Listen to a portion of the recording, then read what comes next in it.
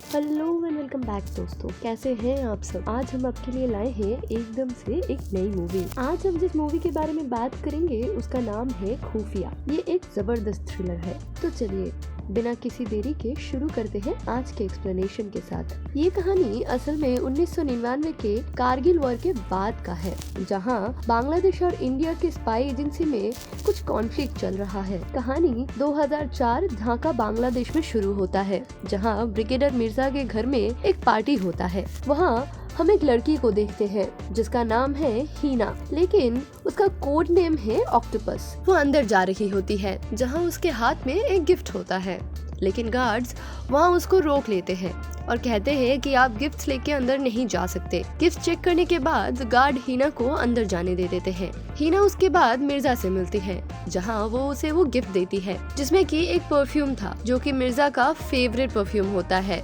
तभी मिर्जा का एक फोन आता है। इस कॉल में कोई उसको हीना की सच्चाई बता देता है। कॉल कट करने के बाद मिर्जा हीना को बुलाती है और उसके सामने ही परफ्यूम की बोतल खोलने लगती है। हीना ये देखकर कहती है कि इसको बाद में लगाना। मिर्जा कहता है कि मैं अकेला क्यों मरूंगा, और ये बोलकर एक छुरी लेकर वो हीना के गले में मार देता है। वहीं हीना का डेथ हो जाता है। सीन इसके बाद रॉ के हेडक्वार्टर दिल्ली में शिफ्ट होता है, जहाँ सीईयू सेल में आकर केएम हंडा जी को मारने लगती है। कुट्टी उसको रोकने की कोशिश करता है, लेकिन केएम नहीं रुकती है। कुछ देर बाद केएम का बॉस जीव वहाँ आ जाता है और वो केएम को फाइनली रोकते हैं। केएम जीव से कहता है कि आपने उसको मार दिया, जिस पर जीव कहता है कि नहीं, तुमने उसे मार दिया। कहानी इसके बाद 3 साल पीछे फिर से ढाका बांग्लादेश में शिफ्ट होता है, जहाँ एम्बेसी में केएम एक काउंसलर का काम करती है। केएम का पूरा नाम कृष्णा मेहरा है। एम्बेसी में एक दिन हीना केएम से मिलने आती है। हीना केएम को कहती है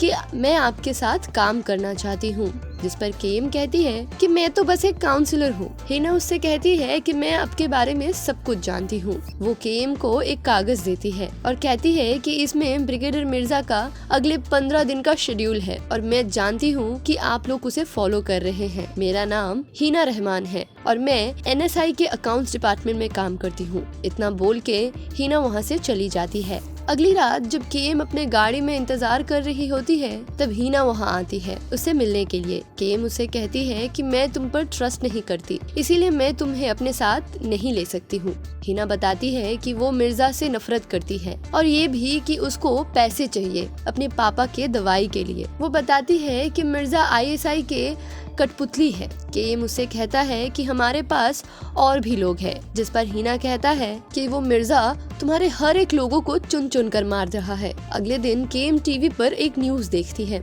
जहां पर ये दिखाया जा रहा था कि ढाका के बहुत सारे शहरों में बमबाजी हुई है और बहुत नुकसान हुआ है। तभी केएम के पास फोन बजता है और उठाने पर पता चलता है कि वो हीना थी और वो उससे कहती है कि क्या मैं अब तुम्हारी टीम में हिस्सा बन सकती हूँ। कहानी फिर से प्रेजेंट डे में शिफ्ट होती है, जहाँ जीव केएम से मिलने उसके घर आते हैं। जीव केएम को बताती है कि हमने उसके एवैक्यूएशन के लिए प्लान रेडी रखा था, लेकिन हमारे एजेंसी में ही कोई मोल है जिसने हमें धोखा दिया है। सर्च करने पर हमें एक नाम मिला है, रवि मोहन। उसका लाइफस्टाइल उसके सैलरी से एकदम मैच नहीं करता है। जीव अपने ऑफिसर्स को बोलकर रवि के कैबिन में सीक्रेट कैमरास लगा दिए हैं। रात को रवि रॉ का सीक्रेट फाइल्स का फोटोकॉपी करके अपने साथ ले जाता है। रवि के घर में उसकी वाइफ, उसका एक बच्चा और उसकी माँ थे। रवि की वाइफ शायद उसके लिए डिलीवरी करती होगी, क्योंकि वो अपने बच्चे को स्विमिंग कराने के लिए जहर क्लब में लेके जाती है, जहाँ पर और भी बहुत लोग आते हैं। जीव के ऑफिसर देखते हैं कि रवि की वाइफ पाकिस्तानी एम्बेसी में काम करने वाली एक औरत के साथ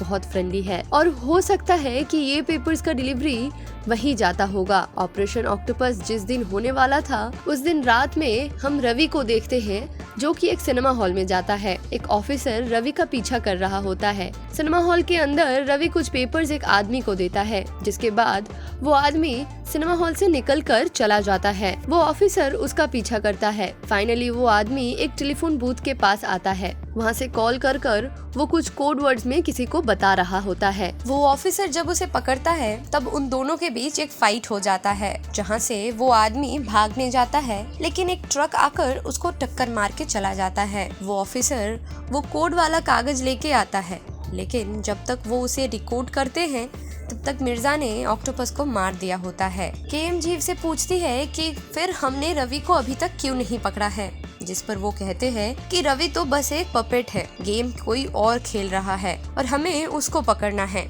जीव केम से कहता है कि मैं चाहता हूँ ये ऑपरेशन तुम देखो। सीन फिर स्कूल के एक नाटक में शिफ्ट होता है, जहाँ हम एक लड़का को परफॉर्म करते हुए देखते हैं।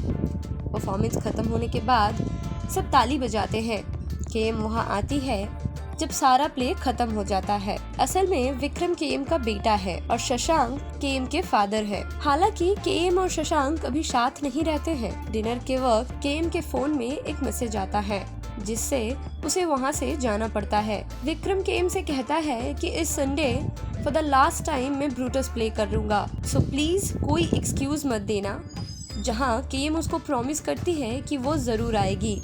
रॉ ऑफिस पहुंचने के बाद जीव केम से पूछता है कि हमें उसके घर में कैमरास लगाने का परमिशन मिल गया है और तुम इस मिशन को लीड करोगी। पूछने पर केम बताता है कि इस ऑपरेशन का नाम होगा ऑपरेशन ब्रूटस। नेक्स्ट डे जब रवि की वाइफ अपने बच्चे को लाने स्कूल जाती है, तब केम और उसका टीम पीछे के दरवाजे के ताला खोलकर रवि के घर में जाते हैं और हर जगह कैमरास लगाते हैं। उधर स्कूल की छुट्टी के बाद रवि की वाइफ देखती है कि उसके बेटे कुणाल को फीवर आया है, इसलिए वो लोग स्विमिंग क्लासेस जाने की वजह सीधा घर आते हैं। कुट्टी स्टेशन में बैठे केम से कहता है कि वो घर आ गई है, जल्दी करो। सारे ऑफिसर वहाँ से निकल जाते हैं, लेकिन केम के निकलने से पहले ही वो अंदर आ जाती है। लेकिन केम किसी तरह दरवाजे के पीछे छिप जाती है और कुछ देर बाद किचन के रास्ते से बाहर निकल जाती है। अगले दिन से केम सारे कैमरास पर नजर रखी हुई थी। सुबह रवि की वाइफ खाना बना के कुणाल का टिफिन पैक कर देती है, जिसके बाद वो चला जाता है। रवि इसके बाद अपना माँ को लेकर निकल पड़ता है, जहाँ दो ऑफिसर उनका पीछा करते हैं और इधर केम बेस पे रहकर रवि की वाइफ पर नजर रखी हुई थी। रवि अपनी माँ को यारा बाबा के सत्संग में ले जाता है, जहाँ एक ऑफिसर भी उनके साथ उधर ही रह जाता है। इधर रवि की वाइफ अपने घर में मस्त स्मोक करती है और डांस करती है, जिसको देखकर केम हंसती है। दूसरी तरफ रवि अपने ऑफिस में रॉ के फाइल्स की कॉपी कर रहा होता है, जहाँ कुट्टी उस पर नजर रखे हुए थे। वो केम को बुलाते हैं, जहाँ दोनों देखता है कि रवि कबूल ऑपरेशन का कोऑर्डिनेट्स का फोटोकॉपी निकाल रहा है।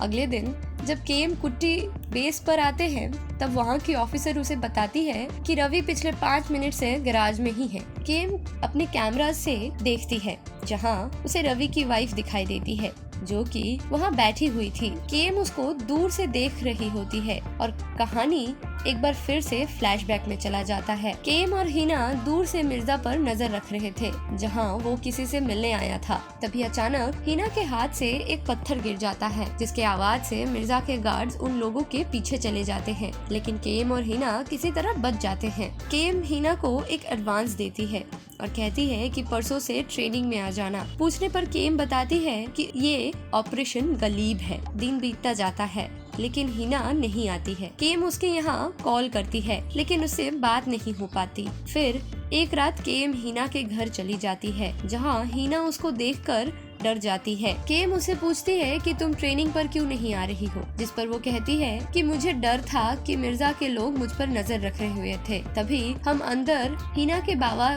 के आवाज सुनते हैं। हिना केम को बताती है कि उनको लंग्स कैंसर हुआ है। हिना इसी बीच केम को किस कर लेती है, जिसके बाद केम वहाँ से जाना चाहती है, लेकिन हिना उसको रोक लेती है। असल में केम और हिना दोनों ही लेस्बियन थे। सुबह हम उन दोनों को एक ही साथ बेड पर देखते हैं। कहानी प्रिजन में शिफ्ट होती है, जहाँ रवि आता है और अपनी वाइफ को एक नेकलेस देता है। पूछने पर वो अपनी वाइफ को बताता है कि एक सक्सेसफुल ऑपरेशन होने के चलते रॉ के चीफ ने उसको ये गिफ्ट दिया है। रवि की माँ ललिता ये सब देख लेती है, जिसके बाद वो रवि से कहती है कि सारा घर उसी पे लुटा देगा क्या। वो रवि से पूछती है कि फाइल्स रेडी हुआ, जिस पर रवि कहता है कि हाँ सब रेडी है और कल डिलीवरी है। केम और कुट्टी बाकी सारे लोग बेस पर बैठे ये सब सुन रहे होते हैं। जीव केम से कहता है कि रवि के पापा भी पहले आर्मी में थे, लेकिन उसके बाद वो यूरोप में जाके आर्म डीलर्स के साथ काम करने लगे और ये भी उनके अंडर ही ट्रेंड है। माँ और बेटा एक साथ मिले हुए हैं। जीव कहते हैं कि कल उसे हम पकड़ेंगे और कल हमारा मिशन का लास्ट दिन होगा। अगली सुबह जब रवि की वाइफ अपने बच्चे को लेके स्विमिंग क्लासेस में जाती है तब केएम वहाँ पहले से ही मौजूद होती है। केएम उसके साथ में एक एनवेलप देखती है जिसको वो लॉकर रूम में एक बॉक्स में रखती है। उसके जाने के बाद केएम चाबी लेके वो खोलती है और तब उस एनवेलप के अंदर उसे उसके बेटे कुणाल की रिपोर्ट कार्ड दिखती है। बेस में आके वो लोग देखते हैं कि रवि एक बैग से भरा पैसा लेके आता है और अपने माँ के हाथों में देता है, जहाँ वो दोनों पैसे उड़ाते हैं। इसका मतलब ये है कि डिलीवरी हो चुका था और केएम उसको पकड़ने में फेल हो गई थी। सीन इसके बाद होम मिनिस्टर के ऑफिस में शिफ्ट होता है, जहाँ वो कहते हैं कि अगर ये न्यूज़ बाहर आ गया तो सब ट्रांसफर हो जाएंगे। वो रवि को पकड़ने की ऑर्डर देते हैं और ये ऑपरेशन बंद करने को कहते हैं, जिस पर जीव कहता है कि सर हमें असली आदमी तक पहुंचना होगा। मिनिस्टर कहते हैं कि इट्स एन ऑर्डर, जिस पर जीव कहते हैं कि सर इन दैट केस वो इन्फॉर्मेशन मैं ही लीक कर दूंगा। तभी अचानक वहाँ यूएस एम्बेसी से एक लड़की आती है जो उन सबको लड्डू खिलाती है और ये बताती है कि फाइनली उनका न्यूक्लियर प्रोजेक्ट पास हो गया है। जीव बेस में आके सारे डॉक्यूमेंट्स, सारे वीडियोस और सारे फाइल्स चेक करते हैं, जहाँ उसे कुछ सुनाई देता है। वो केएम और कुट्टी को बताता है कि रवि को हर दिन गैराज से घर आने में 1 मिनट लगा, लेकिन सिर्फ मंडे को ही वो 5 मिनट लगा। घर की सीढ़ी के पास एक गेट है जो सीधा गैराज में खुलता है। वो 4 मिनट गैराज में करता क्या है? जीव केएम को कहता है कि I need the camera on the garage. अगले दिन कुट्टी और उसका टीम इलेक्ट्रिशियन का कार्ड दिखाकर अंदर चले जाते हैं। एक्चुअली गैराज में ही सारे इलेक्ट्रिक मीटर्स लगे होते हैं। वो लोग अपना काम शुरू कर देते हैं। बेस में बैठे केएम रवि की वाइफ पर नजर रख रही थी। तभी वरुण का फोन आता है जो कि उससे कह रहा होता है कि आज उसका ब्रूटस का प्ले का लास्ट डे है तो उसको आना ही पड़ेगा। केएम फोन रखने के बाद देखती है कि रवि की वाइफ किसी भी कैमरे में नहीं दिख रही है। रिवाइंड करके देखते हैं तो पता चलता है कि वो असल में सीढ़ी से नीचे उतरते वक्त गिर गई है। केएम माइकल को कहती है कि देखने के लिए, जहाँ वो जाके देखता है कि वो बेहोश होके वहाँ सीढ़ी में ही लेटी हुई है और खून बह रहा है। केएम कुट्टी से कहती है कि उसका हेल्प करो, जिसके बाद केएम एक ऑटो बुलाती है और उसको हॉस्पिटल में एडमिट कर देती है। रवि वहाँ हॉस्पिटल आता है जहाँ वो देखता है कि वो ठीक है, बस उसके सर में थोड़ा सा चोट लगा है। केएम इस चीज को चलते विक्रम के प्ले में भी नहीं जा पाती है। जीव केएम को फोन करता है और ये कहता है कि तुम्हारे चलते अभी ये मिशन खत्म होने वाला था, जिस पर केएम कहती है कि वो मर सकती थी। जीव केएम से कहता है कि मुझे पता है कि तुम ऑक्टोपस के पापा को हर महीने पैसे भेजती हो वहाँ ढाका में। अगर ये बात चीफ को पता चला तो हम लोग कहीं के नहीं रहेंगे। विक्रम को मनाने जाती है, जहां विक्रम उसे बोलता है कि आप हमेशा से ही झूठ बोलते आए हो।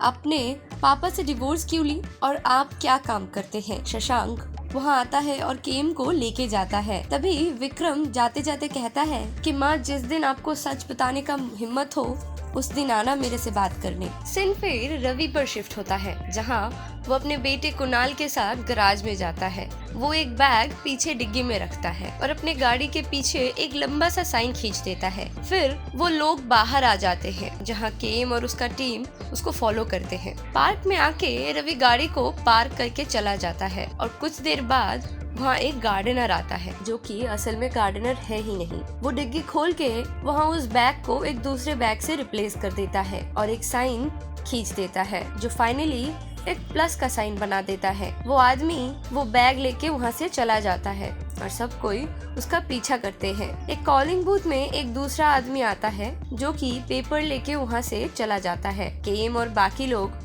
उसका पीछा करते हैं। एक पार्क में आके वो आदमी वो पेपर एक जगह छुपा देता है, जिसके बाद यूएस एम्बेसी की वही लड़की जिसको हमने पहले देखा था, वो वहाँ से उस पेपर्स को लेके चली जाती है। सीन फिर इंडो यूएस न्यूक्लियर डील की पार्टी में शिफ्ट होता है, जहाँ जीव और चीफ मिनिस्टर से मिलते हैं। जीव उसको वो सारे फोटोज दिखाते हैं जो कि केएम और उसकी टीम ने पार्क में वहाँ क्लिक किए थे। जीव मिनिस्टर से कहता है कि सर, ये परफ्यूम का बात हमें, चीफ को और आपको पता था, जिस पर मिनिस्टर जीव से कहते हैं कि तुम्हें पता है कि तुम क्या कर रहे हो। फ्लैशबैक में हम देखते हैं कि यूएस एम्बेसी की वो लड़की मिनिस्टर के पास आती है और ये कहती है कि मुझे पता है कि आप लोग ढाका में कुछ अटैक प्लान कर रहे हो और इससे हमारे CIA के ऑपरेशन में दिक्कत होगा। मिनिस्टर उससे कहते हैं कि मिर्जा उस आदमी के साथ प्लानिंग कर रहा है जिसने इंडियन प्लेन का हाईजैक करवाया था, और मुझे ये भी पता है कि ISI भी ये सब में इंक्लूडेड है। वो US लेडी को मिर्जा के वो फोटोज दिखाते हैं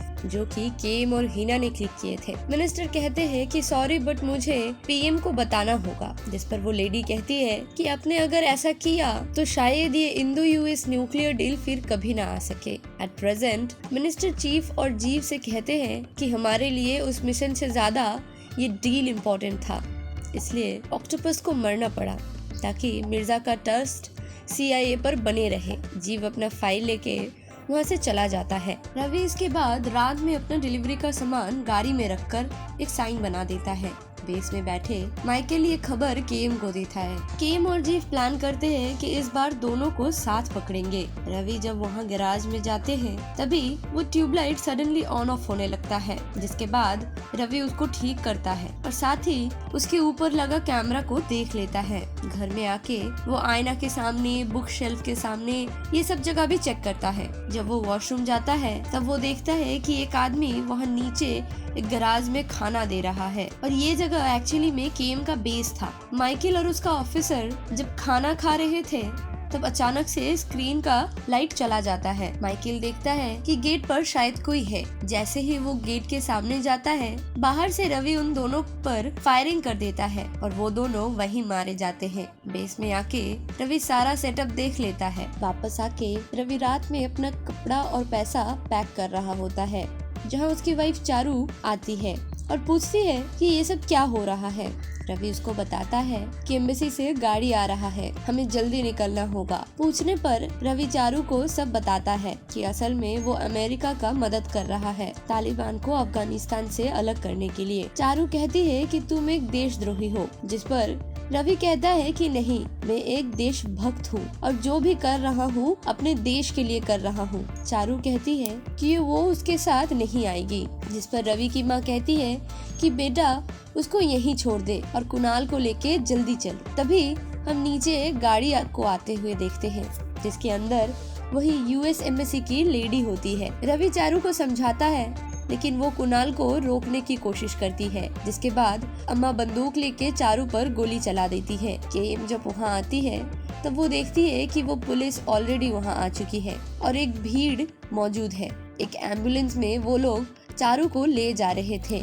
कहानी फिर 6 महीने बाद चारू के घर में शिफ्ट होती है, जहाँ वो कुणाल के फोटोज देखकर बहुत रोती है। तभी उसी एल्बम में उसको केम का फोटो भी दिखता है और उसके हाथ में वो ब्रेसलेट दिखता है जो उसने बेहोशी की हालत में देखा था जब केम उसको उस दिन ऑटो में हॉस्पिटल ले जा रही थी। एक रेस्टोरेंट में जहाँ केम और शशांक लंच कर रहे थे वहाँ आती है केम से मिलने, लेकिन केम उसको ये बोलकर वहाँ से चले जाने को कहती है कि हम तुमको नहीं जानते हैं। चारू उससे बार बार यही कहती है कि मुझे बस मेरा बच्चा वापस चाहिए। रेस्टोरेंट के बाहर एक बच्चा बलून बेच रहा होता है जो चारू से पैसा मांगता है और कुछ खाने के लिए मांगता है और वो उसे पैसा दे देती है, जिसके बाद वो लड़का चारू को एक वैन की तरफ इशारा करता है जहाँ केम उसका इंतजार कर रही थी। चारू अपना वीजा बना के US जाती है, जहाँ वो यारा बाबा के हर वो कॉन्सर्ट में जाती है जहाँ जहाँ वो सत्संग करते हैं। और फाइनली चारू को रवि की माँ दिख देती है। ललिता जब यारा जी से बात कर रही होती है तब वो उनको बताती है कि बाबा इस अनजान देश में बहुत दिक्कत हो रहा है, सारे काम खुद से करना पड़ता है, वो भी इस उम्र में। यारा जी कहते हैं कि तुम इससे मिलो, जिसके बाद चारू वहाँ आती है। अम्मा चारू को देखकर डर जाती है, लेकिन चारू आके अम्मा को गले लगा लेती है जिससे कि कुछ हुआ ही नहीं हो। यारा जी ललिता को कहती है कि ये लड़की एकदम क्लीन है, तो इससे अपने साथ ले सकती है, ये तेरा सेवा करेगी। ललिता और चारू जब वहाँ से चले जाते हैं तब यारा जी केम को कॉल करके कहते हैं कि काम हो गया है। इसके बाद ललिता चारू को अपने साथ अपने घर ले जाती है। अम्मा जी चारू से उस दिन के लिए माफी मांगती है और कहती है कि वो गोली उस दिन गलती से लग गया था। चारू कहती है कि माँ आप सो जाओ, मैं सब काम कर दूंगी। कुछ देर बाद रवि और कुणाल भी घर आते हैं, जहाँ कुणाल अपनी माँ को देखकर बहुत ज्यादा खुश हो जाता है रवि अम्मा से कहता है कि हमें अभी CIA को बताना होगा, जिस पर अम्मा मना करती है। अम्मा कहती है कि ये तुम्हारा CIA जल्लाद है, वो उसको डिपोर्ट करेगा ही, साथ में हम दोनों को फिर कहीं भिन्न देश में भेज देगा। अम्मा कहती है कि चारू इज क्लीन, क्योंकि यारा बाबा ने कहा है। अम्मा फाइनली रवि को मना लेती है। रवि चारू के एक बैग चेक करती है, लेकिन उसे कुछ नहीं मिलता है। फ्लैशबैक में हम देखते हैं केम और कुटी चारू को इस ऑपरेशन के लिए रेडी करते हैं, जहां उसे ये बताते हैं कि अब ये तुम पर डिपेंड करता है कि तुम कितना खुद को सच साबित कर सको, ताकि हम पपेट और पपेट को नचाने वाले आर्टिस्ट दोनों को पकड़ सके। CIA चारू को टेस्ट करती है, जहां वो डेट्स, होटल का नाम और बाकी सब पूछते हैं, जिसका चारू एकदम सही जवाब देती है और उसको क्लीन चिट मिल जाता है। घर में चारू फ्रिज के स्टिकर में और अम्मा के रूम में और गाड़ी में एक हियरिंग डिवाइस लगा देता है। इधर CIA का एक एजेंट रवि से कहता है कि शी इज क्लीन, लेकिन हम रिस्क नहीं ले सकते, वरना तुम लोगों का सिटीजनशिप मिलना मुश्किल हो जाएगा। और रवि को कैमरास देता है और कहता है कि इसको घर में लगा के रखो। रवि अगले दिन चारू को मार्केट भेज देता है और घर में कैमरास लगा देता है, जो कि चारू को ऑलरेडी पता होता है। मार्केट से आते वक्त चारू पर एक आदमी नजर रखे रहता है। टाइम बीतते जाता है और चारू फिर से फैमिली के काम में बिजी हो जाती है और सबका भरोसा जीत लेती है। फाइनली CIA का वो बंदा रवि को कॉल करके ये कहता है कि शी इज क्लीन नाउ, अब तुम सारे कैमरास हटाकर लाइफ एंजॉय कर सकते हो। अगले दिन जब रवि सारे कैमरास हटा देता है, तब चारू अपने फोन में एक सिम लगाती है और एक मैसेज करती है कि वेदर इज क्लीन। असल में ये मैसेज रॉक के केम को किया जाता है। एक रात चारू केम को कॉल करती है और कहती है कि जल्दी वो वहाँ से निकलना चाहता है। केम उससे कहती है कि अगर तुम चाहो तो हम ये मिशन अबॉर्ट कर सकते हैं और तुमको किसी भी वक्त वहाँ से ले आ सकते हैं, जिस पर चारू कहती है कि मैं कुणाल के बिना नहीं जाऊंगी। केम उसको बोलती है कि मैं तुम्हारा दर्द समझ सकती हूँ, मेरा भी एक 19 साल का बेटा है और वो मुझसे नफरत करता है। पूछने पर वो बताता है कि मैं डिवोर्सी हूँ और फिर मैंने कभी शादी नहीं की क्योंकि आई लॉस्ट हर। चारू जब पूछती है कि कैसे, तब वो बताती है कि तुम्हारे पति ने ही उसको मार दिया था। फ्लैशबैक में हम देखते हैं कि केम जब बांग्लादेश में पोस्टेड थी, तब एक दिन उसके पास एक कुरियर आता है जिसमें कुछ फोटोज थे जो कि हीना की थी ISI के साथ। जीव केम को कॉल करती है और बताते हैं कि हीना ने उसको डबल क्रॉस किया है और वो ISI के लिए काम करती है। तुम अपना बैग पैक करो और जल्दी से वहाँ से निकल जाओ और हाँ, कुछ भी ट्रेस मत छोड़ना। हीना इसके बाद इंडियन एम्बेसी में कॉल करता है, जहाँ उसे पता चलती है कि कृष्णा मेहरा का ट्रांसफर हो गया है। 6 महीने बाद हीना केम से इंडिया मिलने के लिए आती है, जहाँ वो केम से कहती है कि मैंने ISI ज्वाइन किया था बस तुम्हारे हेल्प करने के लिए। केम हीना से कहती है कि अगले 24 घंटे में तुम यहाँ से चले जाना। सुबह जीव अपने गाड़ी के कांच में लिखा हुआ दिखता है। ऑक्टोपस ने जीव को 8 बजे एक होटल में बुलाई थी। हीना होटल में उसके लिए वेट करता है, लेकिन जीव नहीं गया। रात में जब हीना बाहर टैक्सी के लिए इंतजार कर रही थी, तब जीव के लोग एक गाड़ी में उसे उठा लेते हैं। जीव उससे वहीं मिलने के लिए आते हैं और उसको पासपोर्ट और टिकट देते हैं और कहते हैं कि मेरे ऑफिसर तुमको प्लेन तक छोड़ देंगे। ऑक्टोपस जीव से कहती है कि मैं मिर्जा को न्यूट्रलाइज करने जा रही हूँ। ऑक्टोपस केम को अपना वफादारी साबित करने के लिए मिर्जा को मारने चली गई थी, लेकिन US एम्बेसी की वही लेडी ने रवि की मैसेज मिलते ही वो मिर्जा को कॉल करके अलर्ट कर देती है। एट प्रेजेंट चारू बाहर बैठकर बातें कर रही होती है, जहाँ रवि का एक दोस्त जो कि CIA में काम करता है उसके पास आता है और पूछता है कि अपने घर में एक बात कर रहे हो, जिसमें वो बोलती है कि हाँ। वो आदमी चारू को बिना कुछ बोले वहाँ से जाने लगता है कि तभी एक गाड़ी आके उसको मार देता है। गाड़ी के अंदर वही आदमी जो चारू पर नजर रखे था वो होता है और उसके साथ केम होती है। केम चारू को संभाल लेती है और उसे वापस घर जाने को बोलती है। केम घर आके कुछ फोटोज देखती है, जिसके बाद वो उन फोटोज को जीव को भेजती है, जो कि बताती है कि वो गोरा आदमी डॉक्टर एक CIA का पैनल में है। केम अपने आदमी से पूछती है कि क्या चारू ने रिप्लाई किया, जिस पर वो बताते हैं कि मैसेज तो अभी तक डिलीवरी नहीं हुआ है। नेक्स्ट हम चारू को देखते हैं, जो कि चुपके से कुणाल को लेके भागने का प्लान करती है। वो दोनों मेट्रो स्टेशन तक जाते हैं, लेकिन फिर केम वहाँ आ जाती है। केम वहाँ आके उसको समझाती है, जिसके बाद चारू वापस अपने घर जाती है। चारू कुणाल के स्वेटर के बटन को एक छोटे से कैमरा के साथ एक्सचेंज कर देती है, और जब कुणाल उस डॉक्टर के पास पढ़ने जाता है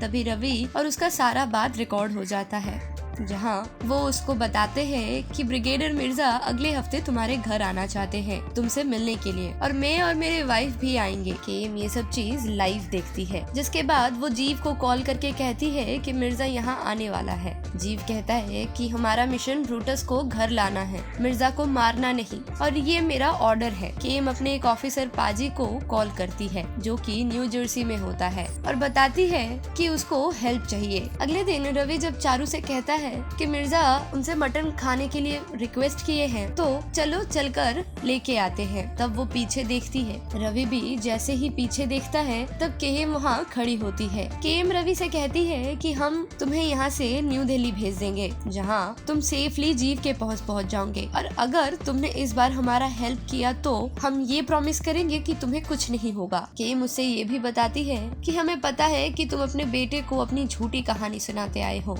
लेकिन वो तुम्हें अपना हीरो मानता है, तो इस बार ये काम कर दो और सच में हीरो बन जाओ। केम रवि को एक पॉइजन देती है, जो कि उसको मटन के साथ मिलाना था। डॉक्टर और उसकी वाइफ जब रवि के घर के लिए निकल पड़ते हैं, तब उसकी बेटी वहाँ अकेली होती है। इसके बाद मिर्जा और वो दोनों रवि के घर जाते हैं। इधर पाजी आके डॉक्टर के घर का बिजली उड़ा देता है, जिसके बाद डॉक्टर की बेटी उसको कॉल करके आने को कहती है। डॉक्टर इसके बाद वहाँ से चला जाता है। कहने से पहले चारू वो पॉइजन मटन में मिला देती है। खाने के वक्त रवि, अम्मा और चारू सब कुछ न कुछ बहाना देके मटन खाने से मना कर देते हैं। मिर्जा को शक हो जाता है, इसलिए वो हाथ धोने के बहाने अंदर जाता है, जहां अम्मा उसके पीछे जाता है, लेकिन वो अम्मा को ही बेड बनाकर बाहर आता है, जहां उसने अम्मा के गले पे चाकू लगाया होता है। मिर्जा डॉक्टर डेविड को कॉल करने को कहता है। अम्मा मिर्जा के हाथ में काट देती है, जिससे वो चाकू अम्मा के गले में चला जाता है और वो वहीं मारी जाती है। मिर्जा भागने जाता है,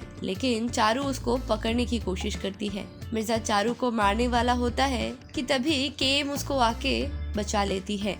रवि गुस्से में आकर मिर्जा का सर दीवार से पटक देता है। वो चाकू लेके मिर्जा को मारने जाता है, लेकिन केम उसको रोक लेती है। कुछ देर बाद डेविड वहाँ आ जाता है, जहाँ वो देखता है कि केम ने उसके वाइफ के गले के सामने चाकू पकड़ा रखा है। डेविड कहता है कि तुम मिर्जा को छोड़ दो, बाकी तुम्हें जो चाहिए सब मिलेगा, वरना तुम लोग यहाँ के जेल में सड़ोगे। डेविड ये भी कहता है कि आज जो कुछ भी हुआ उसके बाद ना तो रवि गवाही देगा, ना वो एम्बेसी के लिए जासूसी करेगा, और ना ही मैं गवाही दूंगा। केम ऊपर घड़ी की तरफ देखकर, जिसमें कैमरा लगा था, डेविड को कहता है कि you just did accept it. Finally David came की बातों पर राजी हो जाता है, जहाँ मिर्जा को वो लोग मार देती है। अगले दिन सुबह ये न्यूज आता है कि ब्रिगेडियर मिर्जा अपने होटल रूम के वॉशरूम में स्लिप हो गए थे, जिसके चलते उनका मौत हो गया है। इधर कार्गो शिप के एक बंकर में रवि को डाल के इंडिया भेज दिया जाता है, जहां जीव उसका वेलकम करते हैं। केम चारू को बताती है कि आज विक्रम का बर्थडे है, जिस पर चारू उससे कहती है कि आज उसको कॉल करके सब सच बता देना। उधर विक्रम जब अपना बर्थडे मना रहा होता है, तब उसके पास केम का कॉल आता है, और इसी के साथ कहानी यही खत्म होता है। तो दोस्तों, कैसी लगी आपको ये कहानी हमें कमेंट सेक्शन में जरूर बताइएगा, और अगर आप न्यू हैं इस चैनल पर तो इसको सब्सक्राइब करना मत भूलिएगा, क्योंकि हम ऐसे ही हर हफ्ते नए वीडियोस लेके आते हैं। Thank you for watching.